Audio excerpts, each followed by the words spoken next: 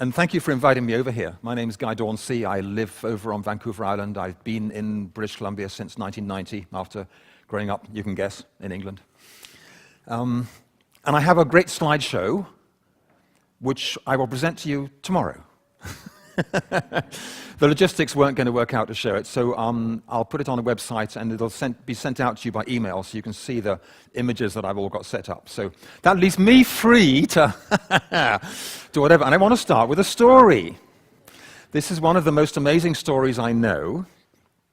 Hands up anyone who has atoms in their body. All of us. Okay, good. 1,000 years we think of as a long period of time. I mean, 1,000 years in British history goes back to the Battle of Hastings. In North American history here, to a time when the First Nations have been living here for 14,000 years, and they're quietly getting on with things, right? But 1,000 years is only a fraction of a million years, and a million years is just 1,000th of a billion years. And 14 billion years ago, something happened which the scientists can't really understand properly, which created space-time and consciousness, and then the first atoms. And those atoms, after a while, fell in love with each other and said, let's form a molecule. And those clever molecules started doing their thing. Just as a little example of this, the gold in my wedding ring, hands up who's got a gold ring on. Any gold jewelry in the room? It's 9 billion years old. That's when it was created in a supernova explosion, the gold atom. So if you want to touch something 9 billion years old, just touch that. Even better, if you pinch your skin, the hydrogen atoms in your skin were made 14 billion years ago. So we're walking around every day with something that's 14 billion years old, right? So the atoms fall in love, form the molecules later get together and say, let's make a superorganism, and then suddenly, out of all this incredible process, we get the first life forms, we get the planet Earth.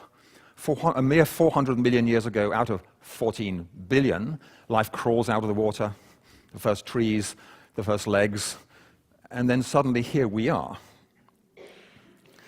So the very atoms in our bodies were once dancing around as pure stardust. So this is why I believe in progress. People say it's very unfashionable to believe in progress these days. They think of some Victorian thing, we're going to have flying planes and we're all going to be rich and blah, blah, blah, blah. And there's a few problems with that vision of progress. But at a deeper level, the story of our universe is that atoms got together, formed molecules, and created us and our poetry and our dreams and our hopes for the future. And my wish for, out of your little beautiful silence thing, is that every single human on Earth can fulfill their highest purpose. Because that alone would solve every other problem, because we'd all get to work doing stuff. And so, when I have a deep level of hope and determination that we can do amazing things on this planet, to me it doesn't matter that there are setbacks and things come and go and there are crises and challenges. We've always learnt by what the French priest and scientist called Terre de Chardin calls tâtonnement. It's groping. We're sort of finding our way. You know, when the atoms are getting together, oh, no, we don't mix very well as atoms, and oh, these two atoms, they'll work better. So we're just exploring all the time, trial and error, but with trial and error in a certain direction towards greater self-organization, greater consciousness, greater wholeness. So with that story there, let me now shift back to the feudal age, a mere 500 years ago, when life for most of our ancestors was really grim. When you look at the skeletons, you see evidence of 3 or 4 periods of famine during a person's life. The history books are written by the people at the top end and their little bits and stuff at the froth at the top, and most of us were struggling. Feudal life was hard. And so between, say, the year 1000 and now, there's been about 25 things that we did collectively that are like cart horses that dragged us out of feudalism. There were things like the first idea of an individual advancing, leaving a little village and saying, I'm going to make out on my own, there's no room from here, and Dick Whittington, go to the city, do some trading, become a merchant. Things like moving to the private ownership of property, so that people say, this is mine, I'm going to make something of it. The first businesses. the scientific method that we can actually explore what nature is, the development of technology, public health care, public education, banking, central banking. So all of these things have dragged us out of the feudal age, and if we leave aside the problems, given us an amazing present. Only 200 years ago, most children died before the age of 1. A lot of mothers died. A lot of children became orphans. Life was like that. So we achieved incredible stuff. And then we look around and say, well, the very process of achieving all this is now causing a huge climate crisis, causing species extinction across the planet, causing our own internal bodily ecosystems to be filled up with chemicals, causing various diseases that are new to sort of get out of control, like cancer. So what went wrong here? What is it that we need to change? And if I just dwell on the climate crisis for a while, because I've been working for 20 years in the climate crisis. I've written 2 major books on climate solutions. I founded the BC Sustainable Energy Association. I founded the Victoria Car Share Cooperative. And I know deep down just how serious the climate crisis is. And my rule of thumb is that if you think you've studied the climate crisis and you haven't had that incredible sinking feeling in your belly, you haven't understood how serious this thing is. The last time the world was 3 degrees warmer, we're on track for a 4-degree increase at the moment with the Paris conference details. The last time the world was 3 degrees warmer, the sea level was 25 meters higher. And on current trends, we could be looking at a 2-meter sea level rise by the end of this century. And once you get a 2-meter sea level rise, there are so many ecological systems out of control that you can't stop it going on to 25 meters. That actually wipes out Richmond, Surrey, Tsawwassen, Delta, right up to Hope, and the whole Cowichan estuary. And a third of Holland is underwater already. It's below sea level, I should say, already. But when you get to 20 meters, all of Holland is completely underwater. And so because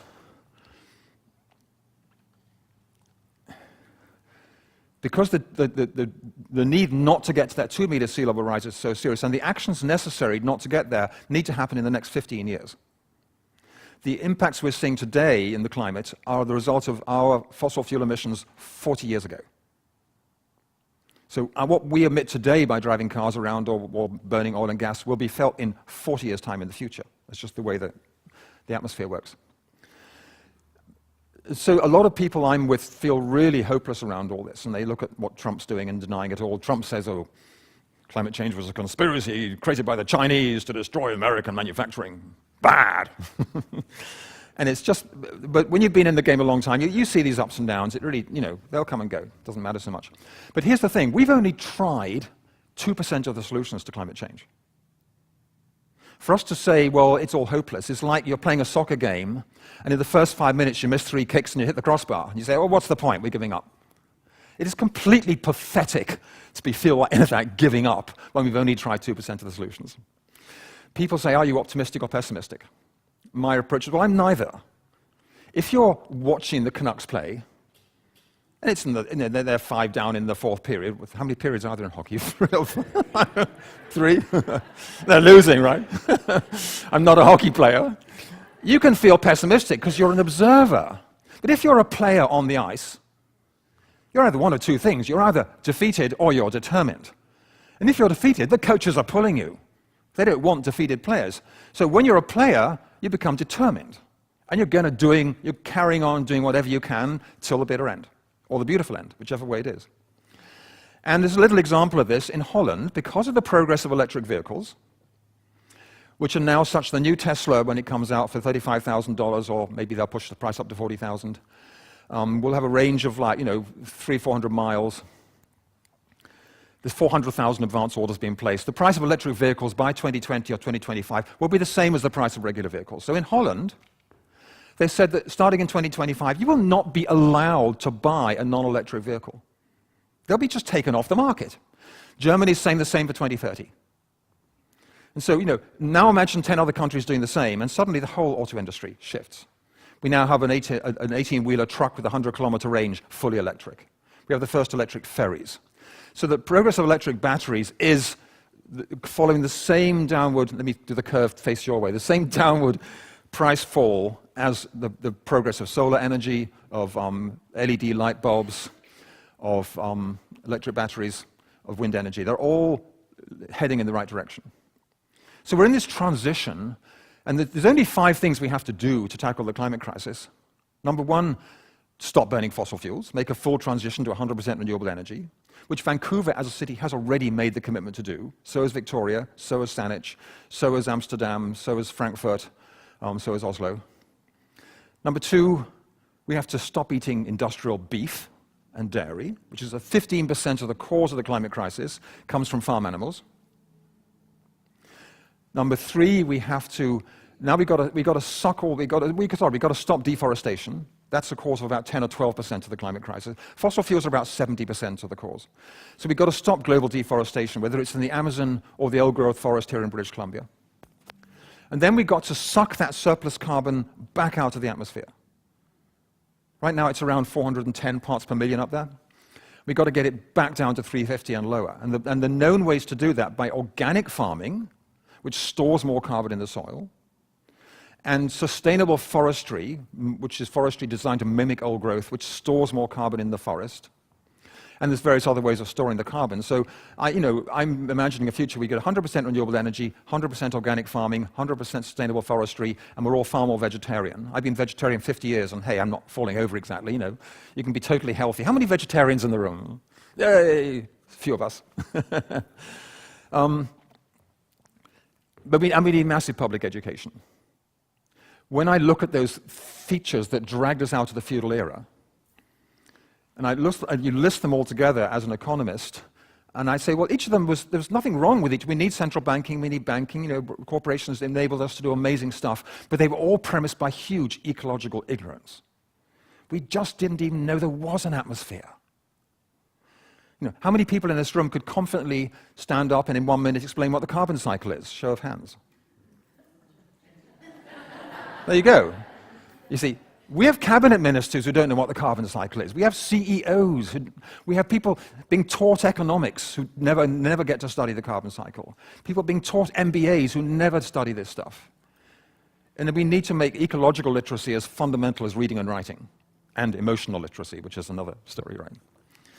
So there's another little tiny story. When we learn ecological wisdom, the herring have been having a huge crisis in our waters.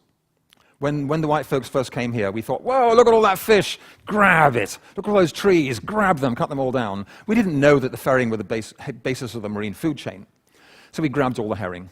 And also, we put all the pilings in the water for our new docks and we coated them in creosote, not knowing that creosote kills herring eggs. And so the Squamish streamkeepers have been going into the docks at Squamish, covering all the pilings with a sort of I'm not sure what it is exactly, but it's a black clothish material. And last year they had 70 million herring return. The herring eggs are all covered, all spawning successfully now, and the herring are returning. So in my novel, Journey to the Future, which looks at Vancouver in the year 2032, I've got the herring returning everywhere, and because of that, I've got the humpback whales spawned, in English Bay doing bubble feeding. The way they did for 10,000 years, until we started A, grabbing all the herring, and B, having chemicals in creosote.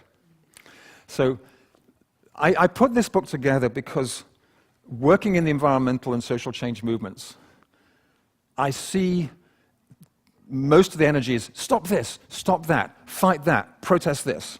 And where's the vision? You never get to a beautiful place without a clear vision of what it is. And so this is the book is a novel, and it's a 4-day visit to the future in Vancouver in the year 2032, written with characters, all in dialogue, when my character Patrick gets to go there by the magic of fiction, and to ask people, how did you do this? How did you achieve all these amazing things?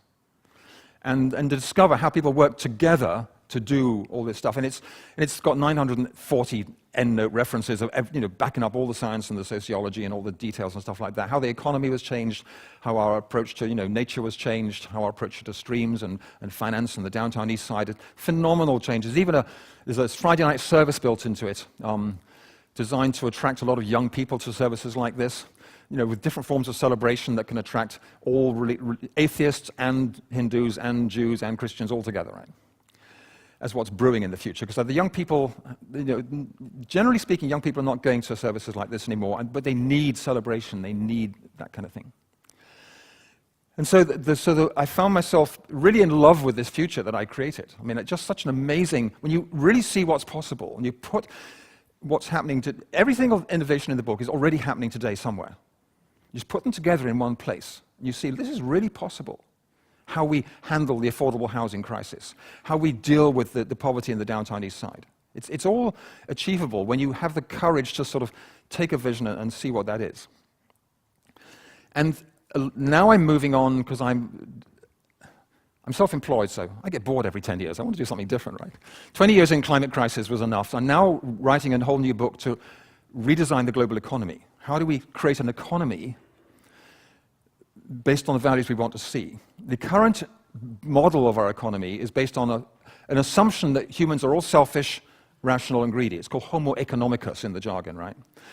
And in reality, maybe a quarter of us behave like that, and the rest of us don't. So what if we substitute Homo economicus for Homo amicus, kindness? What is the economics of kindness? How do we build an economy when all businesses are trying to create a public benefit? And it's already happening. This is the amazing thing.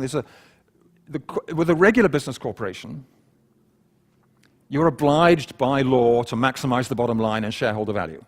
And you'd be thrown off the board if you don't. But if you change your structure to become a benefit corporation, how many of you have heard of the concept of a benefit corporation? A few, yeah. Benefit corporation, there are 25 in Vancouver, 5 on Vancouver Island, 2,050 around the world, where the legal structure is changed so that the owners and managers are obliged to serve the common good and create a public benefit, as well as making a profit and keeping the business going. And there's a parallel movement happening in Europe called Economy for the Common Good, with 200 businesses that have adopted an entirely different balance sheet, where the balance sheet for the business looks at all sorts of environmental impact, social impact, stakeholder engagement, equity of wages, the workforce engagement, all that sort of stuff, and they get a little rating. And whole districts in Europe, like Salzburg, are committing the whole regional economy to be built for the common good. So we're looking at changing the whole way, the premise on which the economy operates. Instead of being, the average politician will say, well, it's good for the economy, or we've got to do it for the economy, without thinking what this economy thing is. And fundamentally, the economy is nothing apart from us as humans. When we redesign the economy to serve the common good, to serve environmental restoration, the reduction of poverty, the reduction of inequality, and there's examples happening all over the place. You can see that there's a vision there of how we transform our economic life as well. And so, glass of water.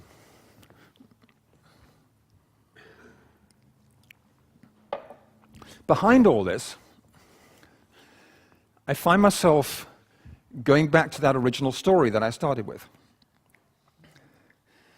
And looking at all the, when you choose to see danger and crisis, you can be sucked into Facebook endlessly and endlessly seeing how bad everything is, and reasons for being depressed and reasons for feeling hopeless. If you choose to say, where's the vision? Where's the positive stuff happening? And look for that.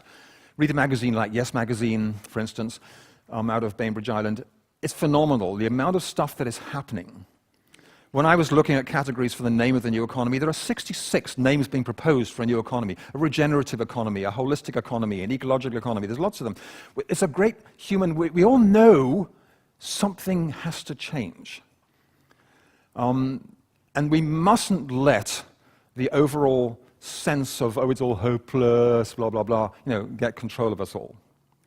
Previous generations of our ancestors worked to stop children working down the coal mine, successfully formed the first labor unions, successfully got the vote for women, successfully struggled to defeat fascism and Nazism, successfully struggled to get civil rights started in America, successfully struggled to get the gay movement accepted. Our struggle is to successfully tackle the climate crisis and build a new economy that's in harmony with nature, that restores nature on the planet. It's a completely achievable task. And one of the reasons I believe it achievable is that when those atoms got together to form molecules and blah, blah, blah, somewhere in there, they created consciousness. So hands up anyone who thinks they're not conscious. Duh, right? Anyone think their neighbor's not conscious? Yeah, right. Hands up everyone who have cats and dogs in the house. If you think your dogs and cats are not conscious, lower your hands. So keep your hands up. If you think your dogs... All right, we all agree our cats and dogs are conscious. How can you not when you live with them? Descartes, the philosopher in the 1600s, believed that they were just animals. They're just machines, rather. So he did vivisection on them because they can't feel anything, which is the start of reductionist mechanistic thinking, right? So if cats and dogs have consciousness, like, what about rabbits? What about worms? Bacteria? You can see where I'm going with this. Either consciousness arrived from outer space as some capsule and dumped itself on us, which is kind of bizarre, or it's always been there. It's been implicit in all existence. Now, whether you call it proto-consciousness or consciousness itself or the essence of consciousness, and when I talk consciousness, I don't mean the content of consciousness. So my dog's consciousness is full of sniff, sniff, sniff, sniff, food, sniff, sniff, right, bark. As opposed to our consciousness is now full of the most highly glorious things, right, and music and things. So I mean the pure consciousness of pure beingness, separate from the content. So that, I would argue, by strictly rational scientific grounds, that pure beingness was present in the atom and present in whatever formed the atom. When you get into quantum theory, the realm of uncertainty that before it materialized as matter.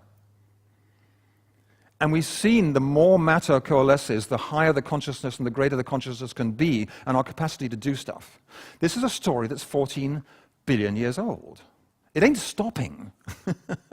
It's not going to just give up and go to bed. And time will continue. No scientist I've ever come across will argue that time's going to stop.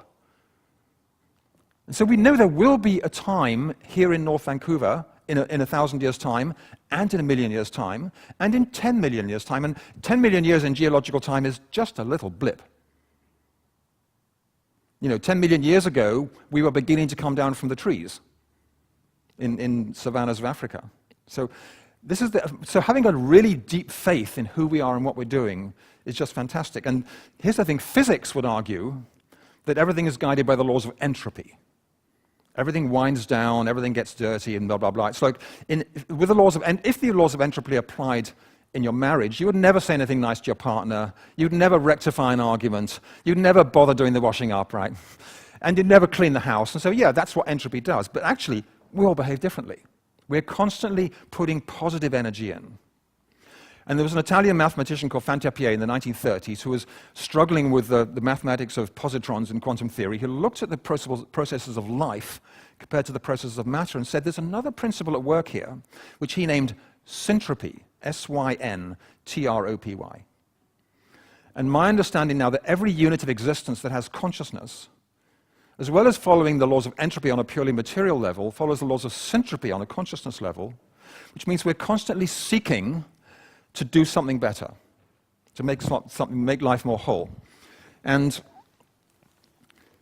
in the book, the final chapter is a great big dinner party when Patrick's my character, right?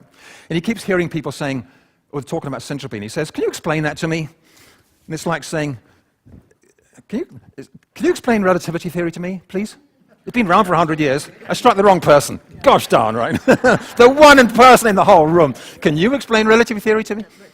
Jim, yeah.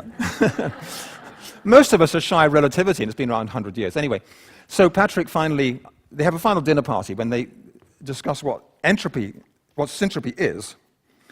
And so the first law of syntropy, written by an imaginary scientist called, Satyanarayana Mukherjee in the year 2025, is that acting through consciousness, syntropy motivates individual units of being to self-organize cooperatively within their empathic reach to achieve greater organizational power, range, competence, integrity, and freedom for their common good.